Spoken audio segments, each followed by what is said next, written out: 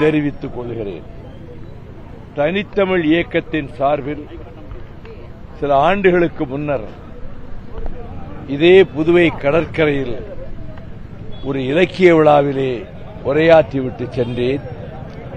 அதே அமைப்பின் சார்பில் தமிழமல்லன் அவர்கள் என்னை சென்னைக்கு வந்து சந்தித்து, நாங்கள் புதுவையில் சிலப்பதிகார விழா கொண்டாடுகிறோம், நீங்கள் அதில் உரையாற்ற வேண்டும் என்று கேட்டுக்கொண்டபோது உடனடியாக என்னுடைய ஒப்புதலை தந்தேன். நான் உரையாற்றுகின்ற தலைப்பையும் தந்தேன். முத்தமிழ் போற்றும் 3 காண்டங்கள். இதுதான் இன்று மாலையில் நான் பேச இருக்கின்ற உரைக்கான தலைப்பாகும். முத்தமிழ் போற்றும் 3 காண்டங்கள். இது கவிதை கனல் பிறந்த பூமி, கவிதை எருமலை தோன்றிய பூமி. தமிழ் மக்களினுடைய நாடி நரம்புகளில் மான உணர்ச்சியை, வீர உணர்ச்சியை,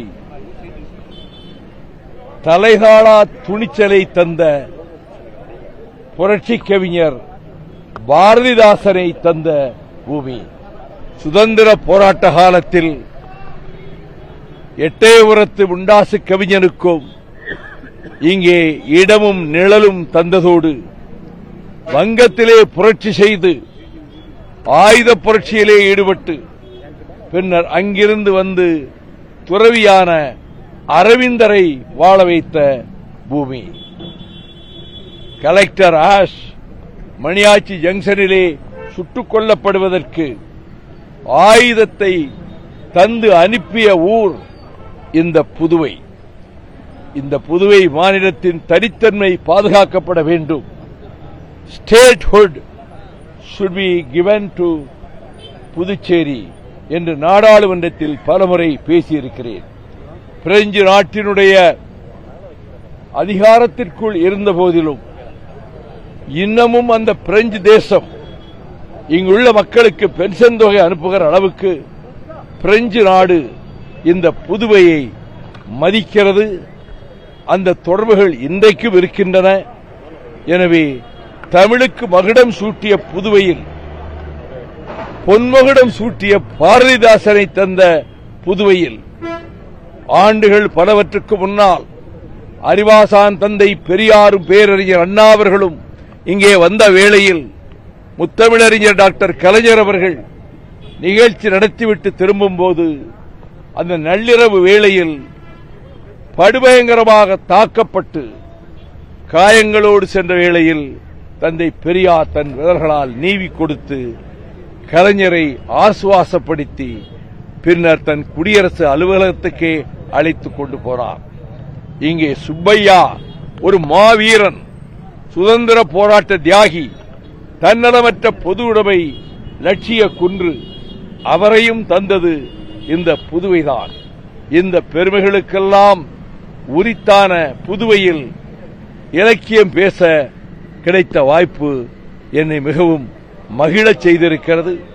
நேற்று இரவில் ஸ்டெர்லைட் நச்சாலை எதிர்த்து தூத்துக்குடியிலே ஒரு பிரமாண்டமான பொதுக்கூட்டத்தில் பேசிவிட்டு நள்ளிரவுக்கு மேல் புறப்பட்டு இரவோடு இரவாக பயணம் செய்து நடுவழியிலே ஒரு ஊரில் தங்கிவிட்டு இன்னும் அந்த களைப்பும் அலுப்பும் தீராமல் வந்தபோதும் இங்கே என்னுடைய கழக கண்மணிகள் ஹேமா பாண்டுரங்கன் மற்றுமுள்ள தோழர்கள் கொடியேற்ற அழைத்தபோது என்னை காரில் வரச் சொன்னார்கள். நான் இந்த புதுவையின் அத்தனை வீதிகளிலும் நடந்தவன். 1200 கிலோமீட்டர் நடந்தபோது இந்த புதுவையிலே நடந்து வரும்போதுதான் மயக்கமுற்று சாய்ந்து ஒரு வீட்டிற்குள்ளே என்னை அழைத்துக் கொண்டு போய் என்னை ஓய்வெடுக்க வைத்தார்கள். அந்த நடைபயணத்தின் போது இப்படி எனக்கு நிழல் கொடுத்த வீடுகள் எல்லா கட்சிகளிலும் இருக்கிறார்கள். அண்ணா திராவிட முன்னேற்ற கழகம், காங்கிரஸ் கட்சி, திமுக கழகம், கட்சியே சாராதவர்கள் இந்த மண்ணில் இப்படி நடந்து வருகிறானே என்று தமிழ் மக்கள் நான் ஓய்வெடுப்பதற்கும் நான் உணவருந்துவதற்கும் எத்தனையோ வீடுகளிலே, நூற்றுக்கணக்கான வீடுகளிலே, முன்பின் அறியாதவர்களின் இல்லங்களிலே தங்கி தமிழனுக்கே உரிய விருந்தோம்பலை அவர்கள் வழங்கி அதிலே மகிழ்ந்தவன். எனவே இந்த நடுச்சாலையில் பத்திரிகையாளர்கள் நீங்கள் நின்ற காரணத்தால் நானும் அங்கிருந்து நடந்தே வந்தேன். உங்களுக்கு அதிக சிரமம் கொடுக்கக்கூடாது என்று நானாகவே இங்கு வந்திருக்கிறேன். நீங்கள் என்ன கேள்விகள் கேட்டாலும் பதில் சொல்ல நான் தயாராக இருக்கிறேன். முதல்வர் குறித்து அவதூறாக பேசிய வழக்கில் அனிதா ராதாகிருஷ்ணன் கைது செய்யப்பட்டிருக்கிறார். அதை எப்படி பார்க்குறீங்க? வினை விதைத்தவன் வினையை அறுப்பான். ஒரு கட்சியில இருந்து மற்றொரு கட்சிக்கு தாவும்போது அந்த கட்சியை விமர்சனம் பண்ணது நியாயமாக இருக்கும். இந்தியாவில் உள்ள எல்லா கட்சிகளிலும் நடப்பதுதான் எங்கும் நடக்கிறது. எல்லா கட்சிகளிலே கொண்டு போய் வைத்தார். அவரது காலத்திலும் சரி, நேதாஜி சுபாஷ் சந்திர போஸ் காங்கிரஸை வளர்த்தார். காங்கிரஸை இமயத்தின் உச்சத்திலே கொண்டு போய் வைத்தார். அவரது கொடுக்கப்பட்ட பதவியை ஜனநாயக விரோதமாக காங்கிரஸ் தட்டி பறித்தது. அவமானப்படுத்தப்பட்டார். கல்கத்தாவிலே போய் கர்ஜித்தார். ஃபார்வர்ட் பிளாக் என்ற அமைப்பை தோற்றுவித்தார். காங்கிரஸ் கட்சியையும் விமர்சனம் செய்தார். திலகர் காங்கிரஸை வளர்த்தவர். அதே திலகர் காங்கிரஸை விமர்சனமும் செய்திருக்கிறார். வ.உ. சிதம்பரம் பிள்ளை சூரத் மாநாட்டிலே போய் காங்கிரசிலே பங்கேற்றவர். அந்த கப்பலோட்டிய தமிழனும் காங்கிரஸை விமர்சித்திருக்கிறார். இது வழக்கமாக வாடிக்கையாக நடக்கக்கூடிய ஒன்று.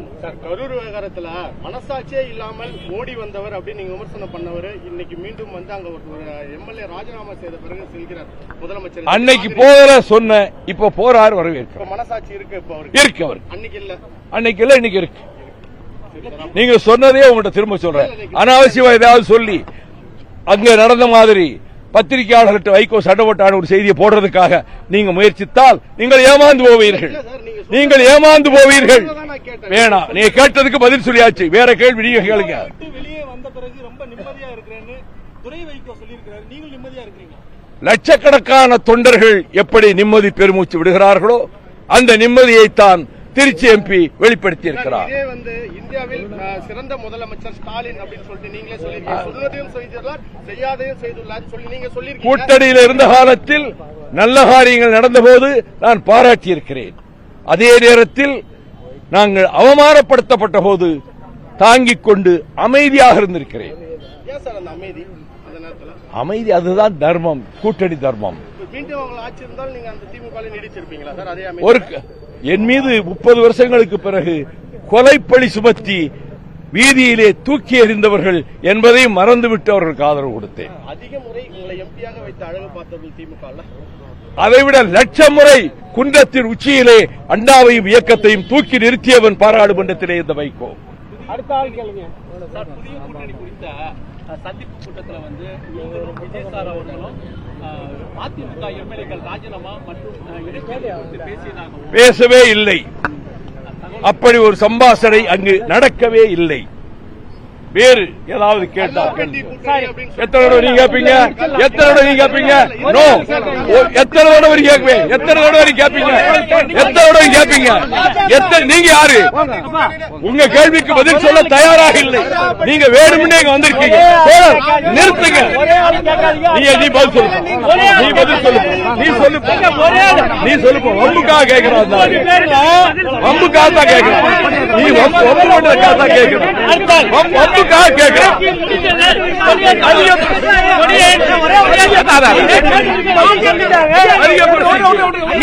கேட்க தெரியுமா? நல்லா உரிமை இருக்கா?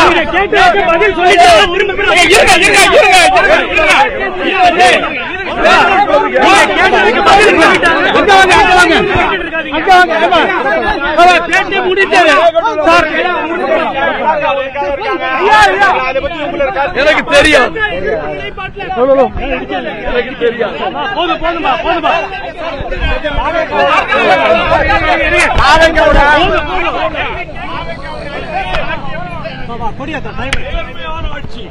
ஊழலற்ற ஆட்சி இன்னும் 10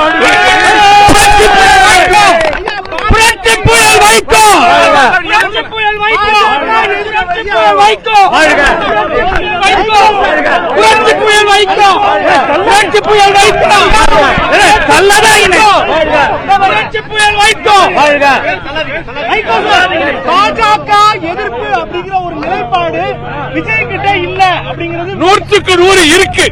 எதை வச்சு சொல்றீங்கயா? கூட பழகுனதுனால சொல்றேன். இல்ல, எந்த ஒரு விஷயத்திலையும் மோடியை பத்தியோ பாஜக பத்தியோ அவர் பேச மாட்டேங்கிறார். அவர் பிஜேபியினுடைய காமன் சிவில் கோடை ஆதரிக்கவில்லை, பிஜேபியினுடைய காஷ்மீர் கொள்கையை ஆதரிக்கவில்லை, பிஜேபியினுடைய இந்துத்துவ கொள்கையை ஆதரிக்கவில்லை, மதச்சார்பின்மையை ஆதரிக்கிறார், சமூக ரீதியை ஆதரிக்கிறார், ஜனநாயகத்தை ஆதரிக்கிறார், தரித்து நிற்கிறார்.